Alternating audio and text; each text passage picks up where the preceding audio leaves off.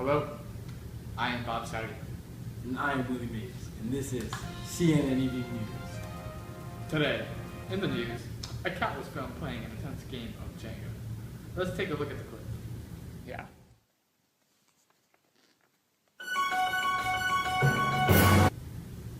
We have just gotten breaking news. It has been reported that there are Soviet missiles in Cuba. Let's go straight to our American correspondent, Andrew Samuelson, with more information. Take it away, Andrew.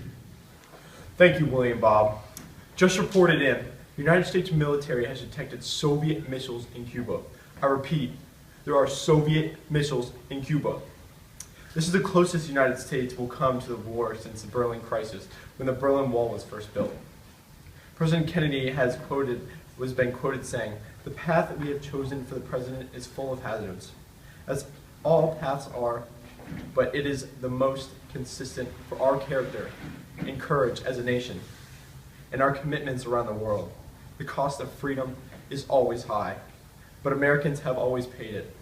And one path we shall never, ever choose, and that is the path of surrender or submission.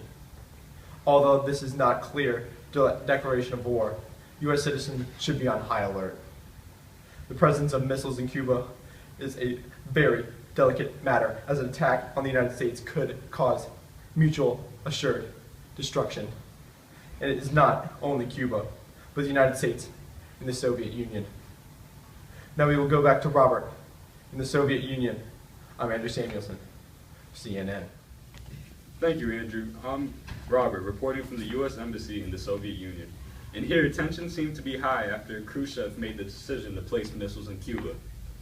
This very direct threat to the United States has put the whole world on high alert, waiting for the mutual assured destruction of the Soviets were to ever launch a missile. Pope John XXIII has sent a message to the Kremlin in which he voiced his concern for peace. This role of Pope John XXIII has now created a bridge between the U.S. and the Soviet Union. Although tensions are still high, the crisis has simmered down a tad bit. After the break, we will head over to Armando with a Cuban view of this international crisis. Dum-dum, dum-dum, dum-dum. There was a turtle by the name of Bert, and the turtle was very alert. When danger threatened him, he never got hurt. He knew just what to do. He ducked and covered, ducked and covered. He did what we all must learn to do. You and you and you and you, duck and cover. Be sure and remember what Bert the Turtle just did, friends, because every one of us must remember to do the same thing. That's what this film is all about. Duck and cover. Welcome back to CNN. We have recently heard from our American and Soviet correspondents about this international crisis where the Soviets have placed missiles in Cuba. Due to American restrictions against Cuba, we have not been able to openly send a correspondent to Cuba, but we have been able to sneak a correspondent in.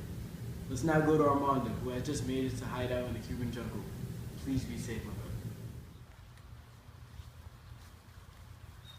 I've just snuck into Cuba, and I'm hiding out in the Cuban jungles.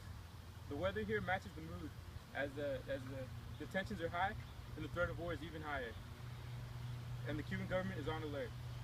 The Soviets seem to be just using the Cuban government to make a threat to the United States. This is surprising, as the Castro regime has been focused on separating from influence of the United States, but has now come under the influence of the Soviet Union. We will have more advanced.